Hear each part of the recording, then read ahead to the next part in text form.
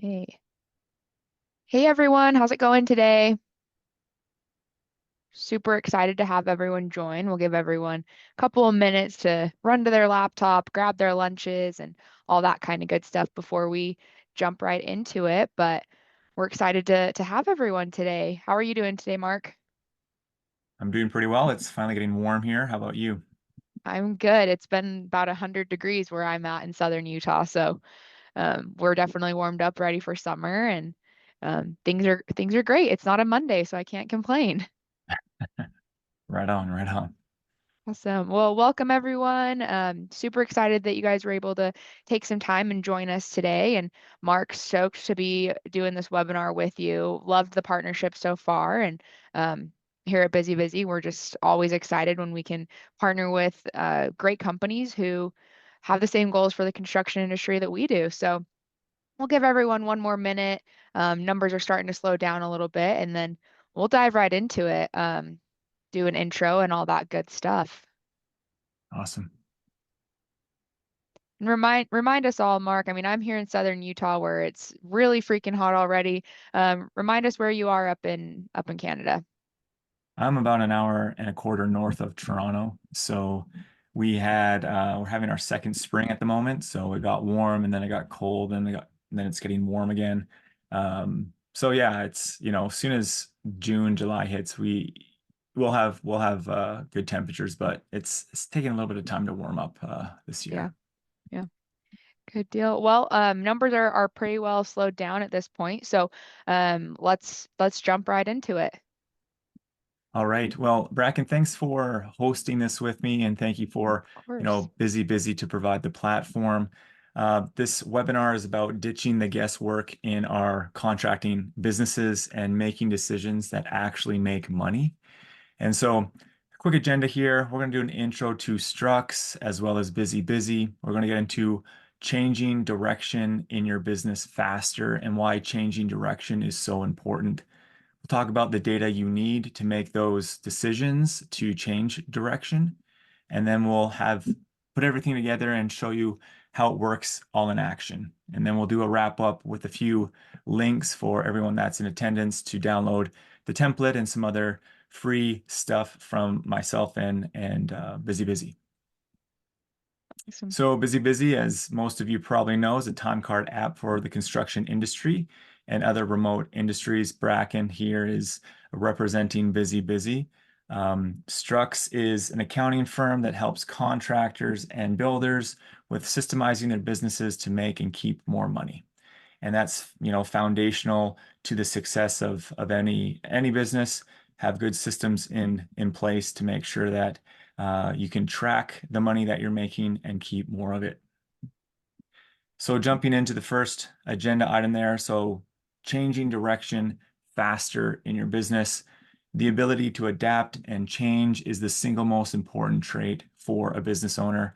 I've been working with small businesses for well over a decade, and those that don't change, they end up where they're heading. So I love this quote here: "If you do not change direction, you may end up where you are heading." And we all know the stats with most small businesses. We know where most small businesses go. 50% fail in the first 5 years, 70% fail in the first 10 years. And so most don't know that they're on a trajectory to failure.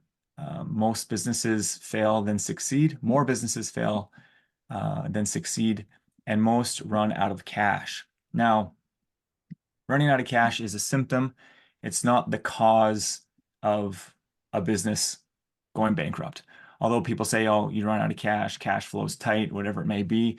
But I want to kind of draw this analogy between a heart attack. A heart attack is the symptom and unfortunately the life-ending event in many cases. But it has underlying issues. The heart attack is what ends the person's life, but its underlying issues are, poor diet, lack of exercise. Maybe there's some genetic circumstances that make them predisposed to heart attacks, but the heart attack is just the end event. It's the ultimate symptom. And so when you run out of cash, that is the ultimate symptom, but there are underlying issues within the business that cause that cash flow. And I think we all know that, but it's an easy it's an easy answer to say, well, why do businesses fail? Well, they run out of cash. Yeah, but why do they run out of cash? So, like I mentioned, most contractors are on a trajectory to run out of cash, to stagnate in their business, or to burn out the owner. And all those are reasons why contracting businesses disappear. So the contractors and construction companies that change, they're the ones that survive. And the faster they change, the more stable, scalable, and happy they are. So boiled down, essentially, they take what hasn't worked and they make changes. So many want to change, many know they need to change, but are stuck doing the same things because they only have so much experience or so much exposure to other processes or other ways of doing things. So they're stuck estimating the same way project after project. They're managing the projects the same way. They're watching the same KPIs, or they're not watching any KPIs at all. And they're making the financial decisions by looking at the bank balance. And those are things that they get stuck in because that's the way that they've been doing it from the beginning. So the big question is, how do you know how and when to change direction? And so the crux of this entire webinar is to make sure that you're looking at the right data so you know when and how to make changes in your business as fast as you can. So Dr. Maxwell Maltz, the author of Psycho-Cybernetics. I just want to bring this up because this is kind of what blew my mind open in terms of changing direction. He helped his patients visualize hitting their goals by using an analogy of a missile. So missiles hit their targets only after 1,000 plus micro adjustments. So these missiles, they're launched and they have this relay. So they go and they acquire data, where they're trying to hit and where they are. And they do that time and time again. And so there's all these micro adjustments, looking at their target and then looking at where they are. And the missile will actually change directions, micro directions, 1,000 plus times in flight.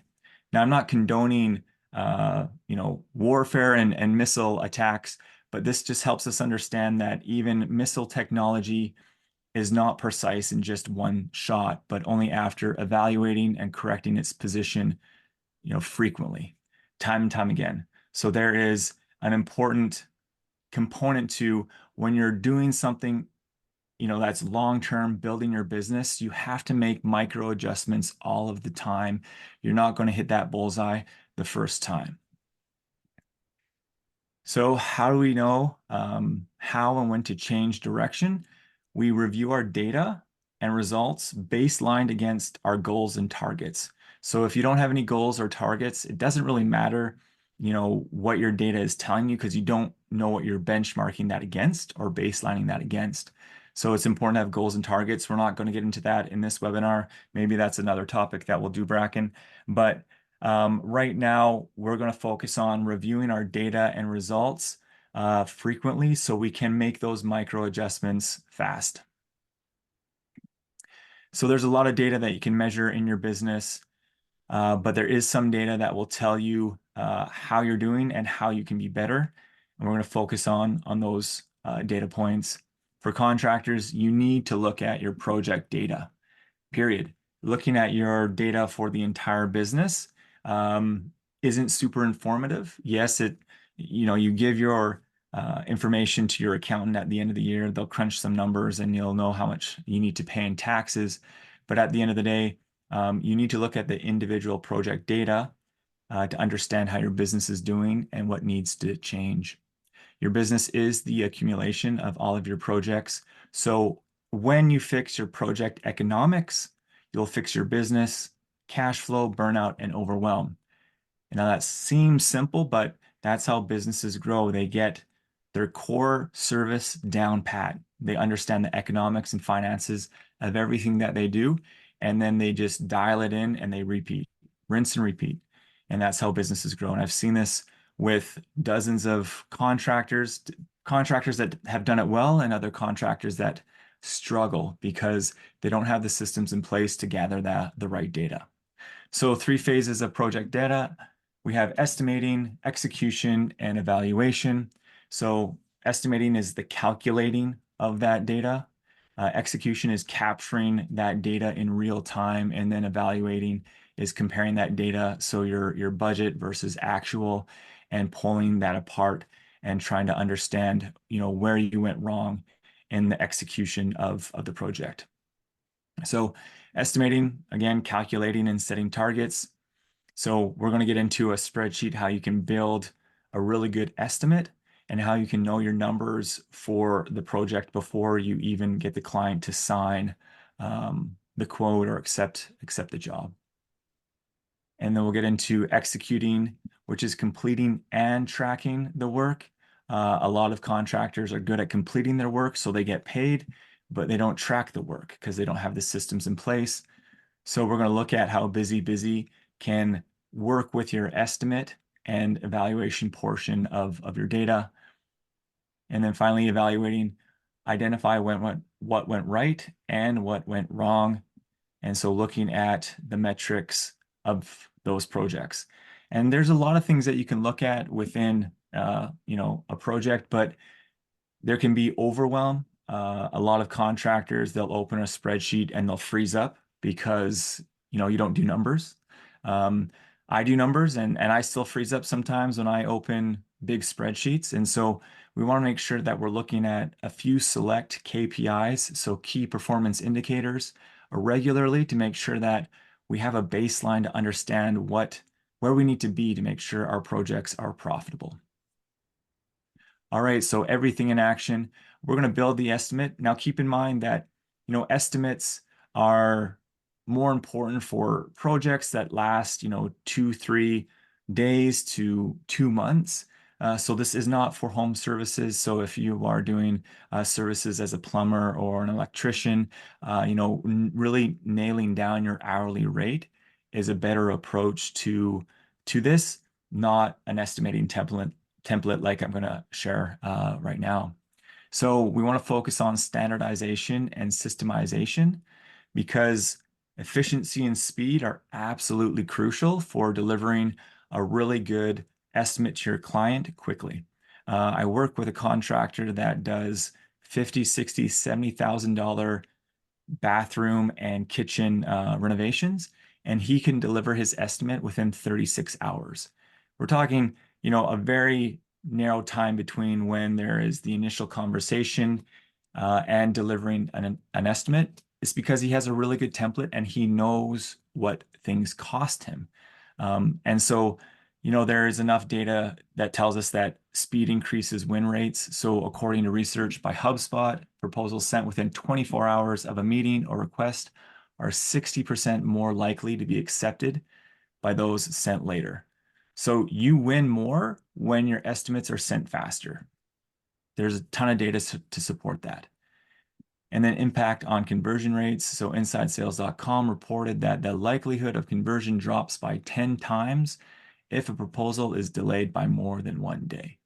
So I'm not going to belabor this too much, but you want to make sure that you have a template that you can leverage to create efficient and quick estimates. And you don't want to have to be rebuilding the wheel each time an estimate needs to be created. Now, this kind of goes into a little bit about standardizing your services. So if you do a whole bunch of different types of services, it's going to be hard to really leverage those systems within your business. So standardization and systemization are important, and that starts with narrowing your offering. So if you are a remodeler and you remodel absolutely everything, including landscaping, maybe you put in pools, like that seems a little absurd, but there's a lot of businesses that will, have some money dangled in front of them and they'll say yes, although they've never done something. They might be confident that they have the subs to do the work for them. Maybe they're good at project management, but then they're not leveraging any of the systems that they've made previously to deliver an accurate and quick estimate. So we're going to jump into the spreadsheet that I've created to help contractors with their estimating process. You probably have your own estimating template. This just helps me organize in my mind and my clients to think through the different processes within their business when it comes to project data. So I'm just going to look on my other screen here for a second. We got some questions in chat here. I'm just throwing comments in the chat left and right. We'd love to know how you guys are estimating right now, if it's something that you need, where you're at, where your weaknesses are. If you're feeling brave, tell us below. You're feeling brave. No judgment here. I've seen, I work quite intimately with small and large contracting companies, and I've seen it all. You won't show me anything won't that will surprise me. So this template here we'll make available for download after the webinar. The first tab here is the fixed cost and tax calculator. So before you even get into any of your project economics, you want to understand what your overhead costs are. And so what I like to do is identify your expected annual revenue. So that might be a target that you have, or this might be your financial information from the prior year, and then number of jobs. So if your average, in this instance, we're doing a remodel a new build. We're doing the electrical for a new build. And so maybe you do about 35 jobs per year. So that's, about a job every month, every week and a half. And so what we do, we'll use this information later on, but what we want to understand is how much overhead do we need to allocate to the projects to get a net profit margin per project. So just just input all this information here around the fixed costs, the overhead for your business. Accounting is at the top. It's just because it's got an A, not that it's the most important thing. And then just populate your fixed costs. A lot of emphasis on advertising. Contractors don't do enough, in my opinion, for branding and advertising. So populate that in there. And then down below, we have an income tax expense item. This will probably be one of your larger overhead costs. And it's just 10% of revenue taxed at a 15% income tax rate. It's just a placeholder. It may not be exactly what you pay in taxes in your jurisdiction or state, but it is a proxy for making sure that you account for income tax in your calculations. So total fixed cost and taxes, 178,000, revenue of 950. Our fixed cost percentage of revenue is 18.8%. If your fixed costs or overhead are above, 23, 25%, you're heavy on the fixed costs. So there are things that you should do to reduce that. You should sit between 17 to 23% for overhead costs. And so we have the number of jobs here, 36, that we inputted up here. And so before we even start, there's going to be $4,900 allocated to your project based on your overhead. Now, keep in mind that this is based on the fact that all the projects are approximately the same size, so they are approximately the same duration, number of days.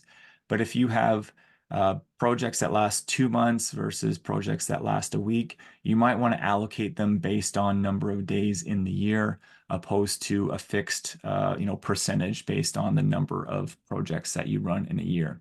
So obviously a 2-month project would have more allocated overhead on it than a 1-week project. So once that's figured out, you're going to jump into the estimated template here.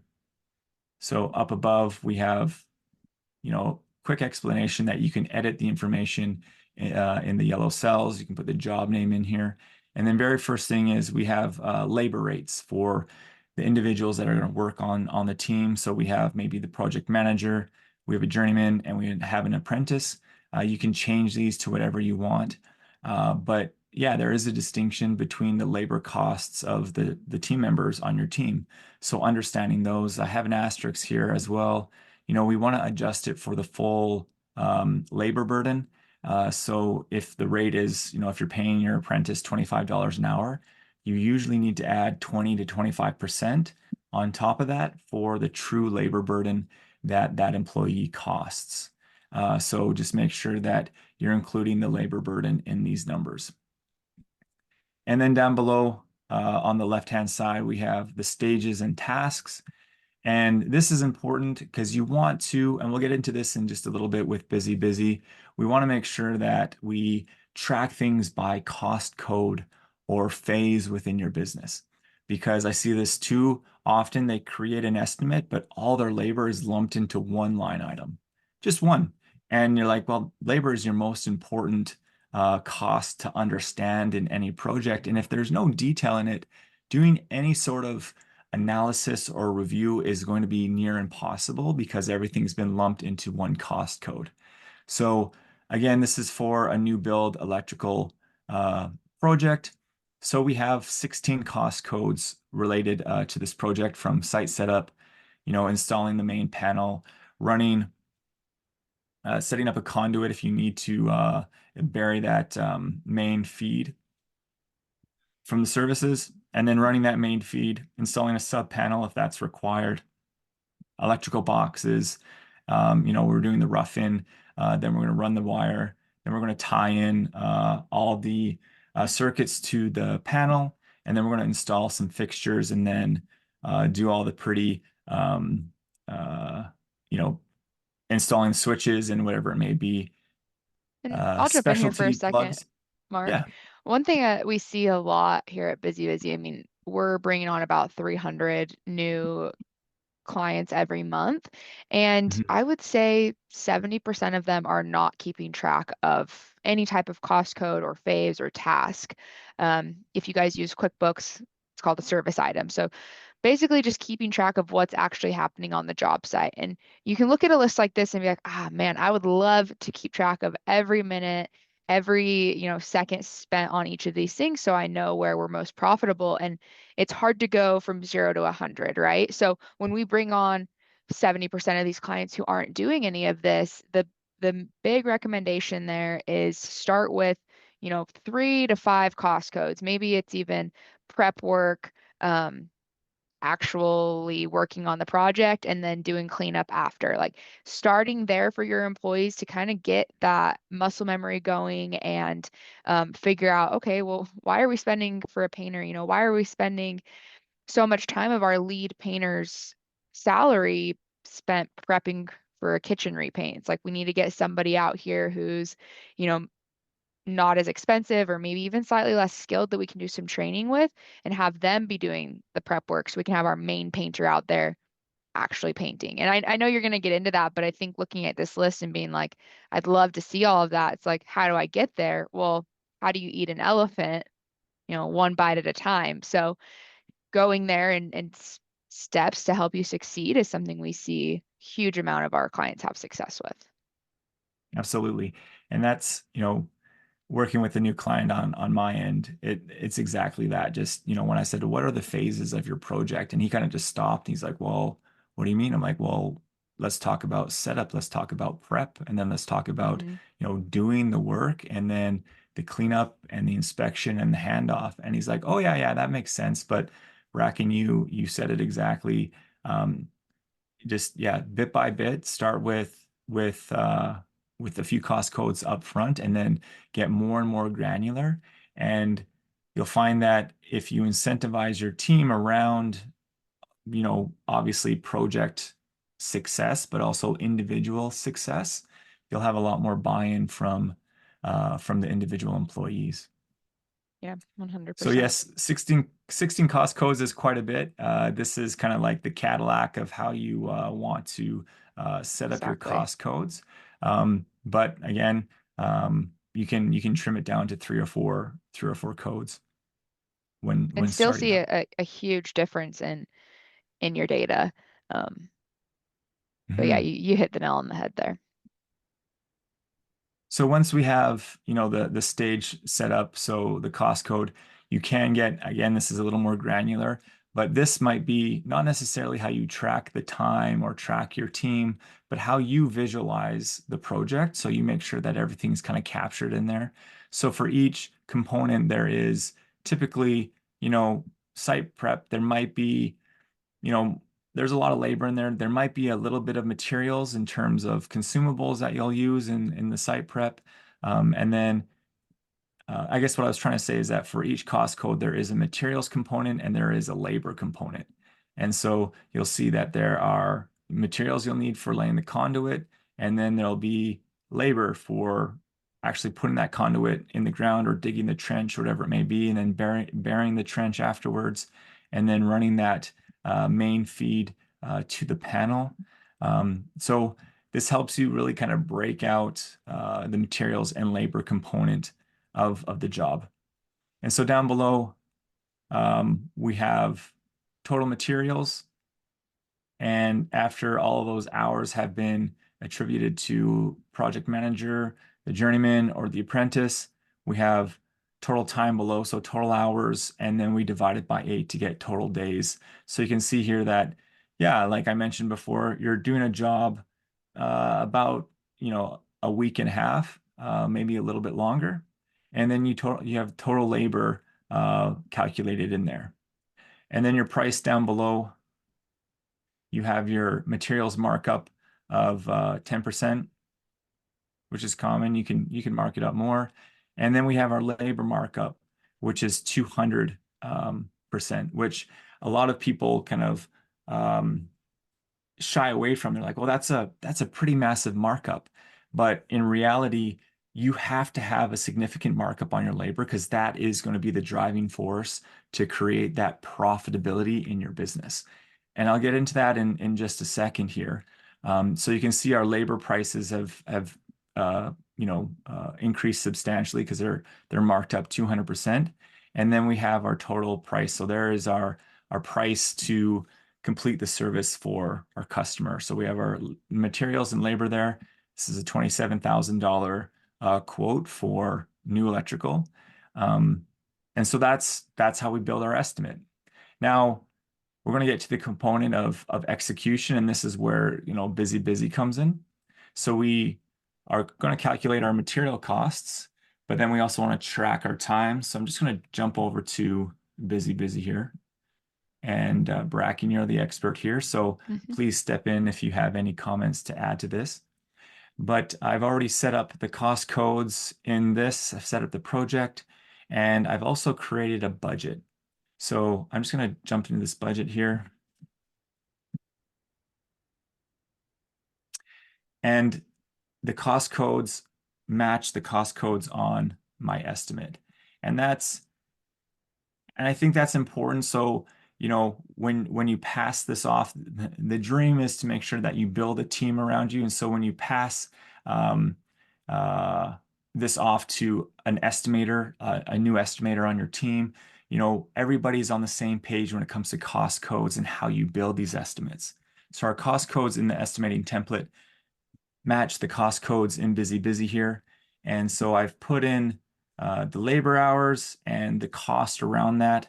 So I'm just going to click into one of these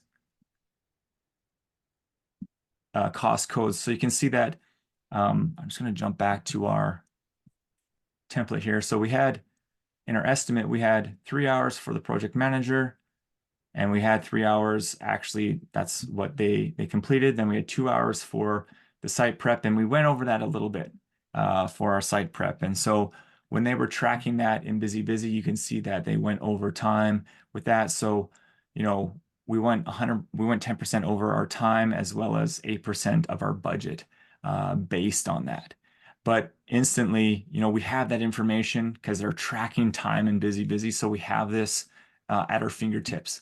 And so we can go in and we can review each of these cost codes in detail. And so this one we did pretty well. We're actually below on our labor cost because the split that we had in our estimating template was, 4.5 for the journeyman, 2.5 for the apprentice, but it actually switched. So our journeyman did 4, our apprentice did 3.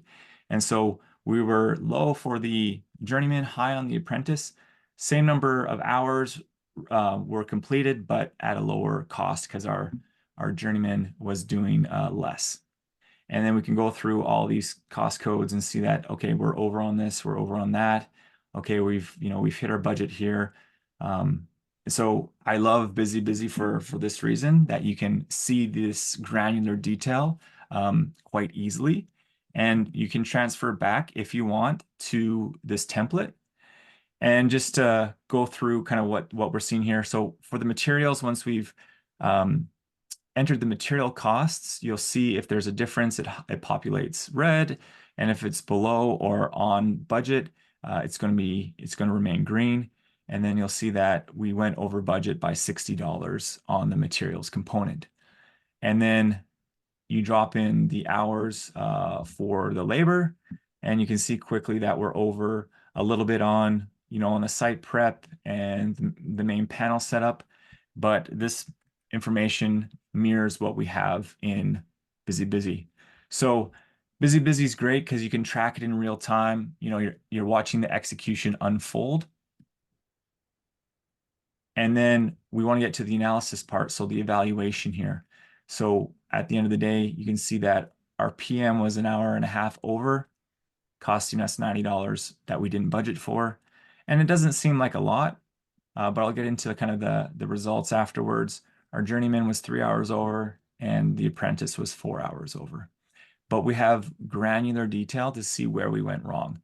And there's a spot here for notes. So I'm not saying that we need to attack the employees. I'm a huge proponent of going after the systems that we have in place to correct, budget overages, opposed to dealing with attacking the individual. Like, how is the tool trailer or truck set up? Did we have all the tools on site? Did we need to get additional material? It wasn't on site. Were there delays from another contractor, things like that. So just understanding, how does the system need to change on our end to make sure that number one, our budgets are correct, and number two, our teams are working and completing the work within those budgets. So down below, I mentioned there's a lot of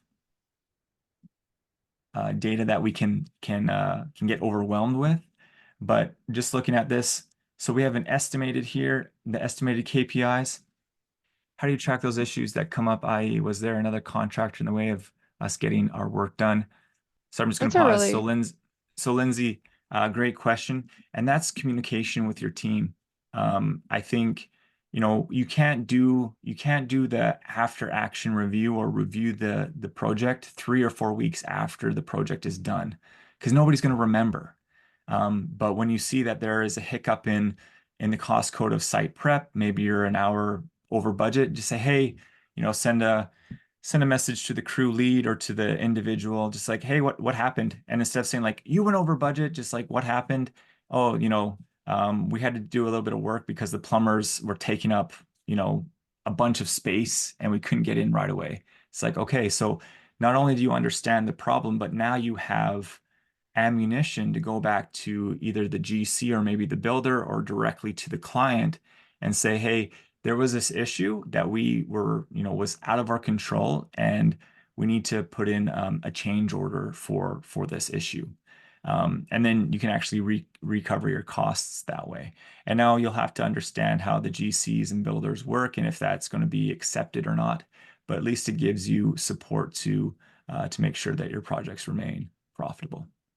Does yeah, that? and Yeah, I think that answered the question really well. And one thing to note also is um, that's something that tech on your job site should be flagging for you. Like Mark mentioned, whether it's through seeing that the cost code budget is already out of line, or what we see a ton of our clients do is, and we'll show you BusyBusy here in a second, but when your employees go to clock out at the end of the day, a lot of our clients will also ask their employees a couple of questions. One of those being, are you experiencing any delays on any of your projects?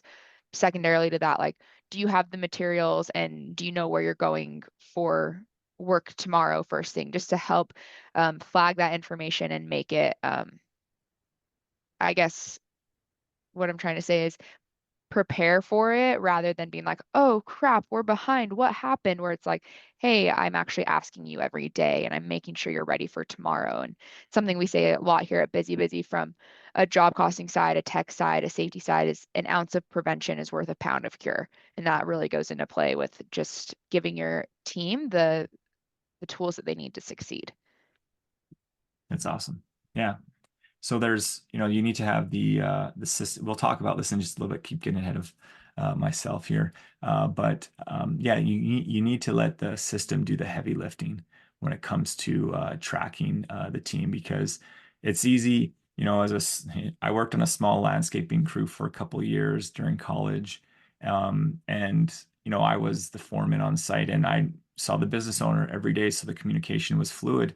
But if you have two or three job sites, 15 guys, that communication just, if you don't have the systems in place, that communication just stops. It grinds to a halt. And then, 3 or 4 days pass and you've just lost a ton of money because you haven't been on top of the data and the communication. Yep. So looking at the estimated results here, so gross margin, you remember the gross margin, focus only on gross margin at the end of the day. Revenue is a vanity metrics, gross margin is sanity. And then we have the direct labor costs, and then we have something called the labor efficiency ratio.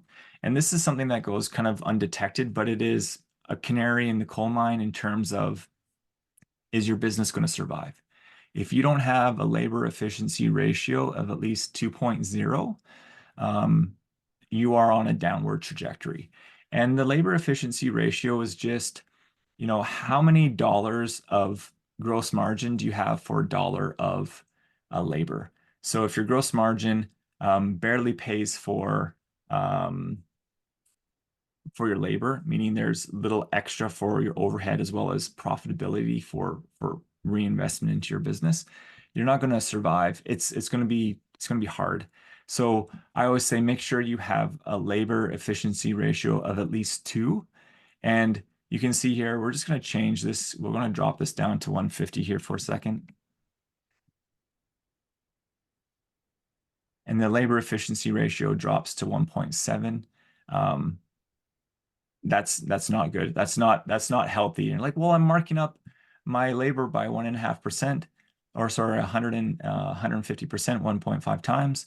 It's like, yeah, but remember, you need at least $5,000 to cover your overhead, and you want some money to pay yourself as an owner, because most owners, they are the accordion when it comes to does the business survive or not. So they'll pay themselves less to make sure that there's profit in the business, or they'll pay themselves all of the profit out of the business because they need to survive, and there's no money to reinvest into the business for marketing, and advertising, and or hiring that next key hire.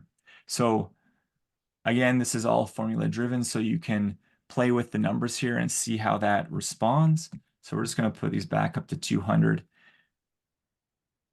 And you can see that our project revenue, 27,000, direct costs, just under 16,000. So our gross profit, 11,800, with a gross profit margin of 43%, which in my opinion is still a little low. You want a gross profit margin, of at least 40, but closer to 50 for a sustainable kind of healthy business. And then we apply that project overhead. And so the net profit margin on that project is $7,000. And then we have some comparative numbers down here. So sometimes it's hard to determine or measure profitability based on the size of the project. So if you have that 2-month project versus that 1 week, how do we compare them? You compare them with understanding, obviously, your revenue per hour, but also your gross margin and net profit per hour. So if you're finding these wild fluctuations between these rates per hour, then you need to understand, okay, what projects are more profitable? Like the 2-month project seems great because there's less kind of administration around it. There's less moving equipment. There's less moving guys, things like that. But there's more complacency sometimes when you're on a job site for so long. So there might be more waste around just guys not doing stuff, being on their phones or whatever it may be. So you want to track all of your projects with the same per hour rate. That way you understand, are you generating per hour? And when I say per hour, I mean like hours, labor hours that have been accumulated for these projects. Are you profitable? Are you as profitable in all scenarios, in all project scenarios? So that is the estimating component. And then we have the actual. So a lot of the stuff is very similar. We know that we went a little bit over on our materials. a little bit over on our labor. And so our labor efficiency ratio has dropped below 2.0. Not, nothing to worry about too much, but it's just something to pay attention to. So we went over in our labor costs by $335. And you can see how that impacts our labor efficiency ratio, because not only